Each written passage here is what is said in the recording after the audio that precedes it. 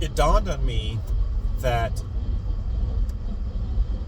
I got to a certain point where I was thinking about the name of this company, and I'm saying company, but really FlagMate is just the product, and the company that I'm creating, which to me has to stand above and beyond just the hardware that is FlagMate.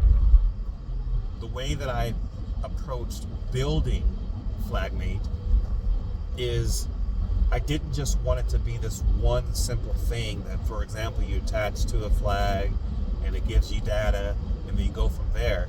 I had to make it so that it had layers, and I literally built layers upon layers of ways that would take the information and become more valuable in and of itself. I love the term and the word synergy. It is something that's greater at the end point because of its separate parts acting together. And to me, there's a very synergistic effect that I've been able to discover in FlagMate because of the way that I think about it in its entirety. You take the hardware, you take what it gives you, and you take that information and do something else with it. And that's what I believe is making FlagMate so... I use the term palatable, and I don't know if that's the correct term, but it really is, when you think about it, the way that I'm applying it, it becomes very desirable altogether. But every single piece by itself may not be the thing that makes it happen. It's combining it as a system. I'm creating a system which I think is very, very useful in terms of golf itself. By the way, I use this in my mind, and when I talk to people, there was a time where probably no one had, or very few people had in their bag, what they call a hybrid club. And those of you who golf, you know what a hybrid is. But now, probably about 90%-ish have a hybrid club in their bag. It's because it bridges the gap between what clubs that were available, irons and woods, and it gives you another level of ability as it relates to clubs.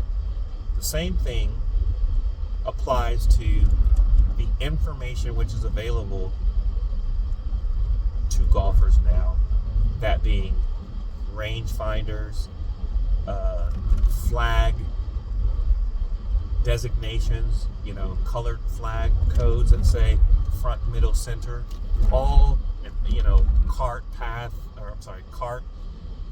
devices that say, this is where we are. But at the end of the day, we're talking about approximations.